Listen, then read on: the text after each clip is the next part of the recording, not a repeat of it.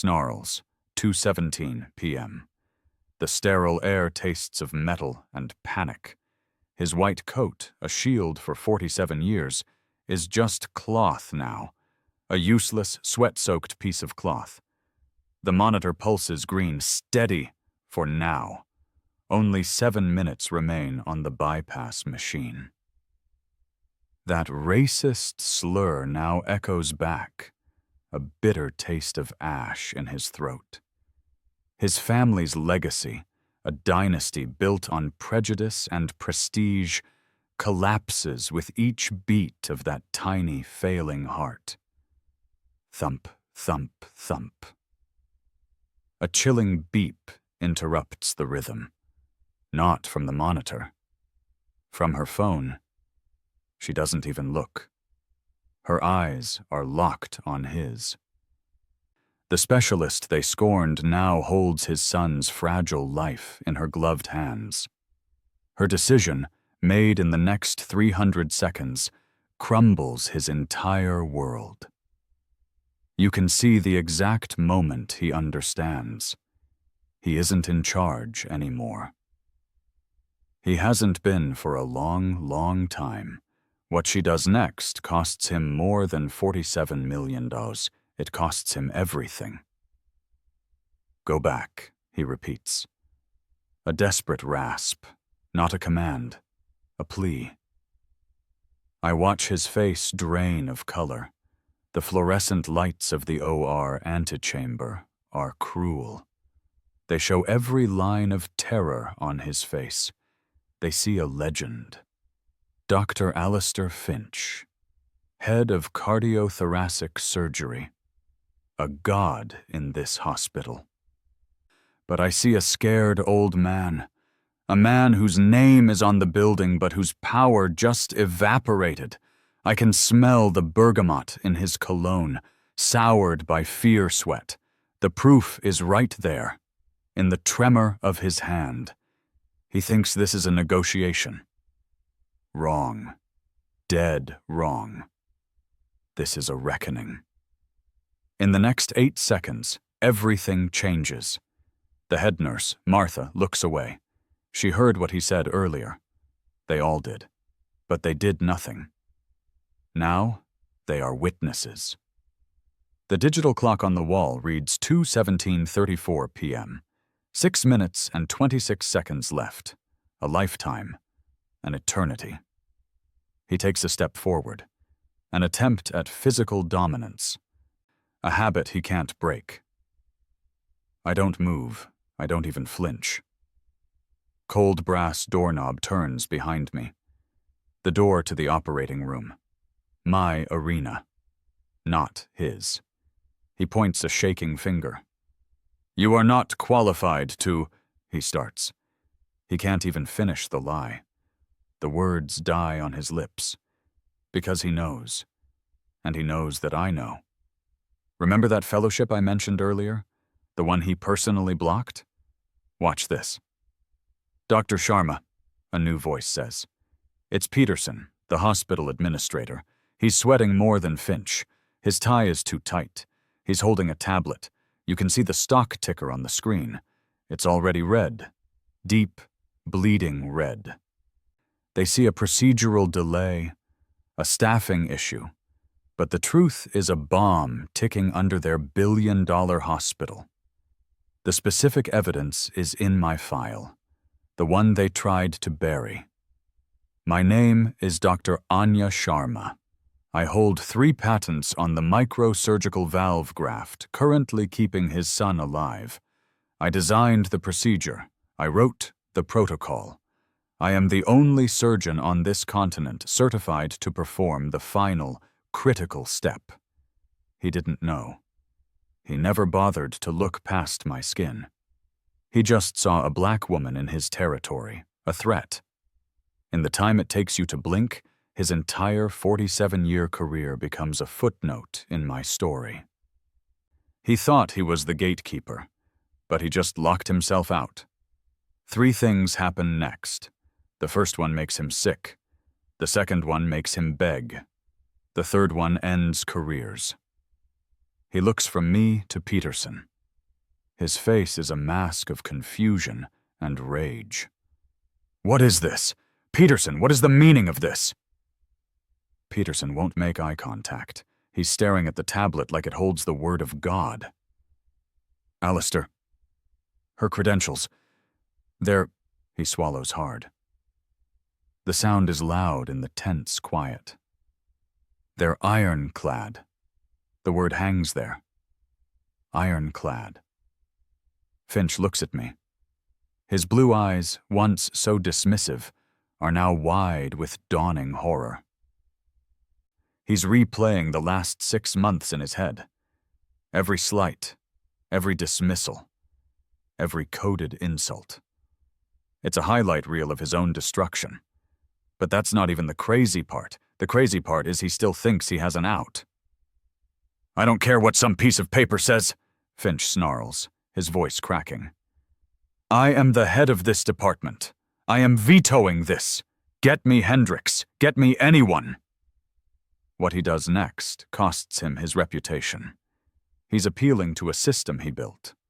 A system built on handshakes and quiet agreements. A system that protects its own. But systems have rules, and he broke the most important one. Never put it in writing. My phone beeps again. A single, sharp chime. I glance down. It's an email confirmation. I look back up at him. "Hendricks is in Zurich," I say. My voice is calm. Even. "And the hospital board just voted. Unanimously. You think you know where this goes? You don't. The vote wasn't to approve me. That was already done. The vote was to suspend him. Effective immediately." Peterson flinches. He finally looks at Finch. "Alistair, your access has been revoked." Finch laughs. A short, sharp, ugly sound. "My access? My name is on the damn building." He turns and strides toward the scrub room door. He places his palm on the scanner. The light flashes green for a fraction of a second. Then it turns red. A solid, damning red. Badge reader beeps red. Access denied. He tries again. Red. Access denied. He slams his fist against the cool metal door. A muffled thud. The sound of a king finding the castle gates locked. The nurses stare. This is the perspective flip. He isn't the powerful surgeon. He's just a man. A desperate father locked out of the room where his son is dying. And I am the only one with the key. The clock ticks. 2:19:01 p.m. 5 minutes left. The stakes just escalated. This isn't just about the surgery anymore. This is about his entire legacy. He turns back to me. His face is a ruin. Denial is crumbling, making way for rage. "You did this," he hisses. The words are poison. "You planned this." I say nothing. My silence is a mirror. It shows him his own reflection. It shows him the truth. I didn't plan this. He did.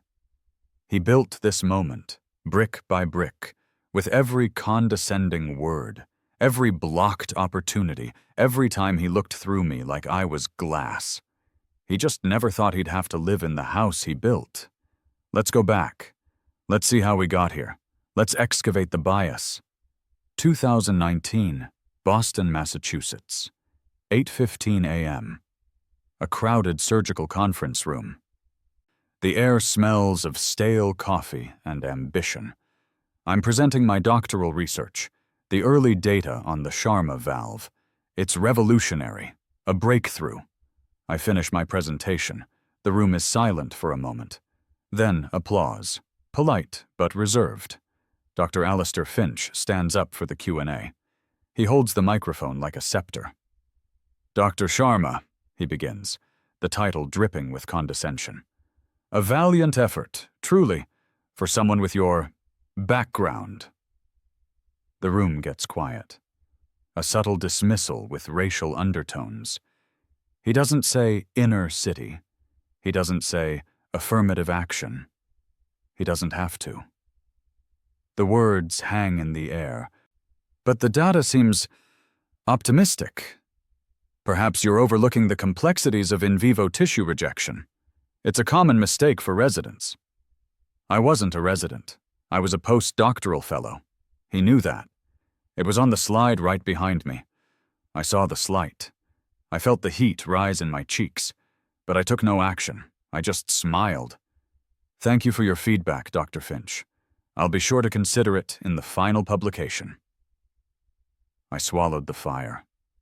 I kept climbing, but it didn't stop. Of course, it didn't. The pattern was set. 2021, New York Presbyterian, 11:30 a.m., a grant review board meeting. I'm presenting the next phase of my research, the human trial data. It's not just optimistic anymore, it's definitive. We have a 98% success rate in primates. Finch is on the board. He leans back in his leather chair, arms crossed. He lets me finish.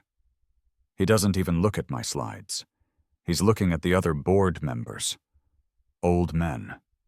White men. His friends. Gentlemen, he says, ignoring me completely. While the enthusiasm is admirable, we have a fiduciary responsibility. This is a high-risk proposal from a junior researcher.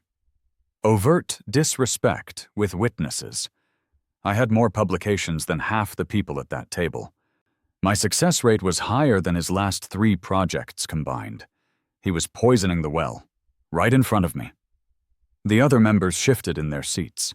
They looked at their papers. They looked at the ceiling. They looked anywhere but at me. My grant was denied. The reason cited, insufficient preliminary data. I saw his smirk as I packed up my laptop. He thought he'd won. He thought he'd put me back in my place, but he was just adding fuel to a fire he couldn't see. I noted the disrespect. I took no action. The pressure was building. It had to break. It always does. 2023, Johns Hopkins Hospital, 2:00 p.m. The main surgical theater observation deck. A live broadcast to an international symposium. I'm remotely assisting a team in Tokyo, guiding them through my procedure for the first time. It's the culmination of a decade of work. The crown jewel of my career. Finch is there. He wasn't invited, but he's there. He stands at the back, a thundercloud in a white coat. The surgery is a success. The Japanese team is ecstatic. The moderator opens the floor for questions. Finch grabs a microphone. His voice booms through the auditorium. A question for Dr. Sharma. He strides to the front. He's performing now. Public humiliation with slurs. This is the macro assault. How can we be sure these results are replicable, given that your entire methodology was developed at a second-tier institution and pushed through by diversity initiatives? It's hard to trust the science. The words hit like stones. Diversity initiatives. The ugliest, most dismissive slur in his arsenal. He's not just questioning my work. He's questioning my right to be in the room. He's telling the world I'm a token, a charity case. The air goes still. The international feed is live. Millions are watching. I feel hundreds of eyes on me. My heart is hammering. My hands are cold. I open my mouth to respond, to defend myself, to tear him apart with facts and figures. But then I see it. The small, triumphant smile on his face. This is what he wants. He wants a fight. He wants to see the angry black woman. He wants to be the victim of my aggression. And in that split second, I make a choice. I don't give him the fight he wants. I give him nothing. I smile a small, tight smile. Next question, I say, my voice a chip of ice. I saw the humiliation. I felt the rage. But I took no action. I was waiting. Because I knew. A man like that, a man so consumed by his own prejudice, will eventually build his own prison. He just needed the right coup. Now we're back, in the OR antechamber. 2:21:13 p.m. 3 minutes and 47 seconds left. The past is present. That public slur is echoing in this small, white room. His son's life is hanging by a thread. A thread I wove. A thread I can cut. He's breathing hard now. The denial has shattered. Blame shifting is next on the list. "You think you're so righteous," he spits, his voice thick with venom. "Coming in here, holding my son's life hostage. This is unethical. This is a violation of my rights." His rights. It's almost funny. You can see the desperation in his eyes. He's throwing spaghetti at the wall, hoping something sticks. But the wall is me, and I am immovable. Peterson, the administrator, steps forward. He's trying to mediate, to salvage the situation, damage control. "Dr. Sharma, Dr. Finch, please. There's a child's life at stake. We need to find a solution." He's speaking in corporate speak, showing institutional failure. He's not trying to solve the problem, he's trying to manage the liability. But that's not even the crazy part. The crazy part is the solution is simple. It's been simple all along. Let me do my job. The job I am uniquely, singularly qualified to do. But Finch can't see that. His ego won't let him. His prejudice is a blindfold he tied himself. My phone vibrates again, a stream of notifications. I hold it up so Peterson can see. TikTok comments flooding. "She really said what?" The video of Finch's slur at the symposium, it just went viral. Someone in the audience today must have clipped it, sent it out, a digital wildfire. Twitter trending, "Finch eyes over party." Hospital stock ticker, Sun 2.3B, falling. The financial markets are reacting in real time, consequence cascading. Peterson's face goes white, utterly, terrifyingly white. The burgundy of his tie looks like a splash of blood on his shirt. This is no longer a personnel issue. This is a brand catastrophe. This is a stock price apocalypse. What he does next is pure panic. He turns to Finch. "Alistair," he says, his voice a strangled whisper. "You need to apologize. Now. Apologize." As if that word can unring a bell. As if that word can unsay a decade of corrosive hate. As if that word can mend a tiny, broken heart. Finch stares at him. Betrayed. The system he trusted, the one that had protected him for so long, is turning on him. He's being sacrificed to save the stock price. You can see the calculation in his eyes. Minimization. He turns to me. His face is a grotesque pantomime of contrition. "Doctor," he says, the word tasting like poison in his mouth. "What I said, it was a high-pressure situation. I misspoke. I have the utmost respect for all of my colleagues." It's pathetic. A non-apology. A masterclass in corporate damage control. He's not sorry for what he said. He's sorry he got caught. He's sorry it's costing him. I just look at him. My silence is an indictment. It says, "Try again." The clock on the wall now reads 2:22:45 p.m. 2 minutes and 15 seconds left. The stakes are no longer just about his son or his job. They're about his soul. "Please," he says. The word is torn from him. This is the begging. He's my son. He's all I have. My boy. Please, Dr. Sharma, save my boy. He's trying to appeal to my humanity, the humanity he denied me for years. He's trying to find a common ground of parenthood. but he's standing on a sinkhole of his own making. The irony is so thick it's hard to breathe. He spent years trying to prove I was less than human, and now his son's only hope is that I am more human than he is. The perspective flip is complete. He is now the one begging for a chance. He is the one being judged. He is the one found wanting. The crowd knows what's coming. The nurses, Peterson, the junior residents peeking through the glass. They can feel the seismic shift in power. They are no longer passive enablers. They are the jury. And I am the judge. He takes another step. His hands are outstretched. A supplicant. "I'll do anything," he says, his voice breaking. "I'll retire. I'll give you my position. I'll issue a full public retraction. Anything. Just don't let my hate kill my son." The confession. Finally. He said it. My hate. For a moment, the room is utterly still. All you can hear is the soft hum of the machines and the frantic, desperate rhythm of his breathing. The weight of that admission settles over him like a shroud. He sees it now, the direct line from his prejudice to this moment, the cause and effect. He sowed the wind, and now his son is reaping the whirlwind. But that's not the revelation. Not yet. The real truth bomb is still coming. The one that recontextualizes everything. Remember that contract I mentioned?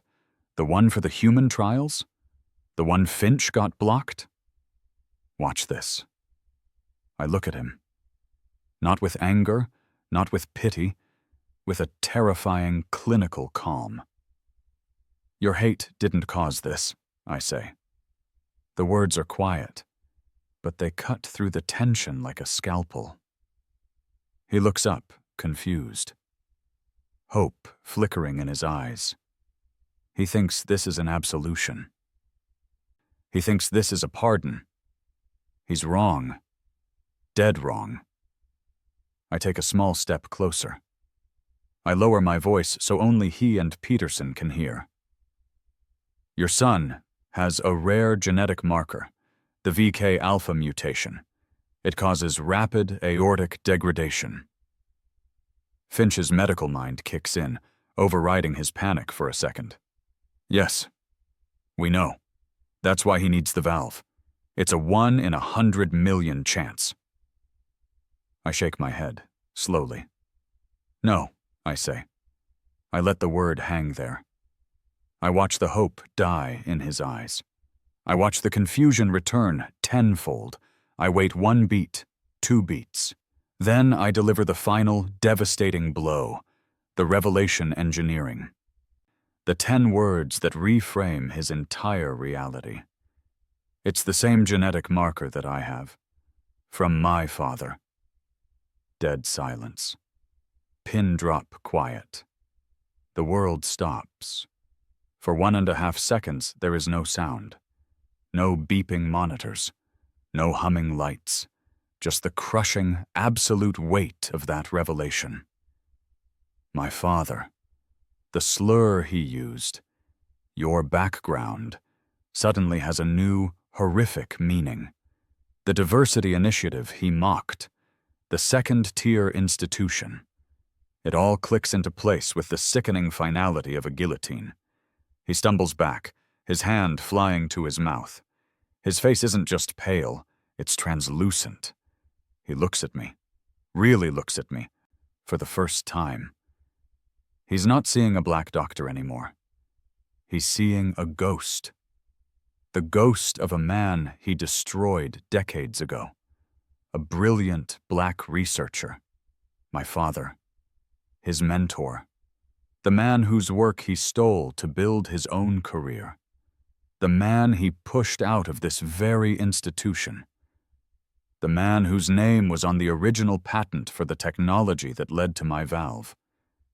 The technology Finch now so desperately needs. The circle is complete. The sins of the father are literally killing the sun. Peterson's tablet clatters to the floor. The screen shatters. He doesn't notice. He's staring at me, his mouth agape. The story he knew. The official history of the hospital has just been rewritten. In blood. Finch is making a choking sound, a strangled animal noise of pure agony.